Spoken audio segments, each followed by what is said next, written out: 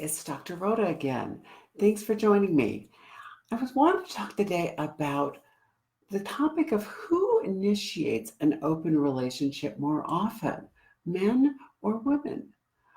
Years ago, the common belief was that men asked to open their relationship more often than women did. The saying used to be that men were the ones who got a couple to consider open relationships, yet were the women who kept them there, which basically indicated that men had more interest in exploring it.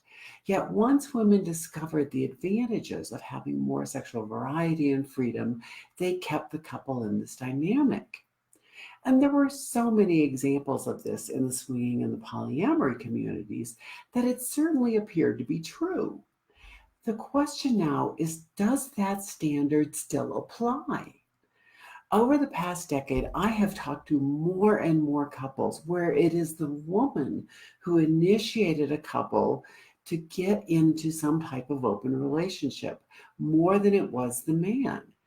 And while this tends to fit the gender stereotype that men want more sexual partners and sexual variety than women do, the question is it really true?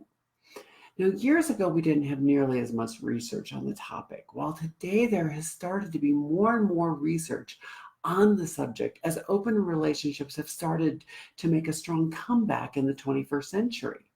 And while many people still believe the old gender stereotypes, the research shows something different.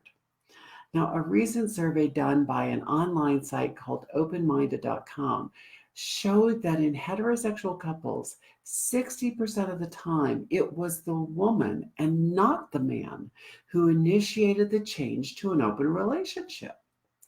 So the question is, what does this mean for the future of relationships in general?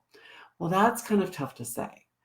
Hopefully, as more and more women are able to ask for what they really want and need in their sexual and overall relationship lives, it's a good change for everyone. Because if you look at the statistics for marriage, 50% end in divorce. Of the, and then 25% stay married, yet report being very unhappy and unsatisfied, which really only leaves 25% of that original number of people who got married who are truly happy and satisfied in their romantic relationships. Well, let's face it, those are not great odds. So, over the past few decades, both men and women are expecting a lot more satisfaction from their romantic relationships than ever before in our history. And I like to think that the increase of people seeking new ways of designing relationships that fit those needs rather than just expecting to stay in the standard of monogamy of what they were taught can be a way to increase the number of people who actually find happy and satisfaction in those relationships.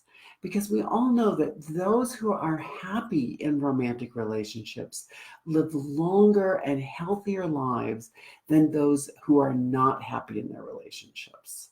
So I like to think that the growth of more options of relationship styles, whether it be monogamy or some type of open dynamic, can help people find the health and happiness that we all crave and deserve. So thank you so much for joining me today. And I will see you again in a couple of weeks. But thanks so much. And for now, thank you for joining me. Bye-bye.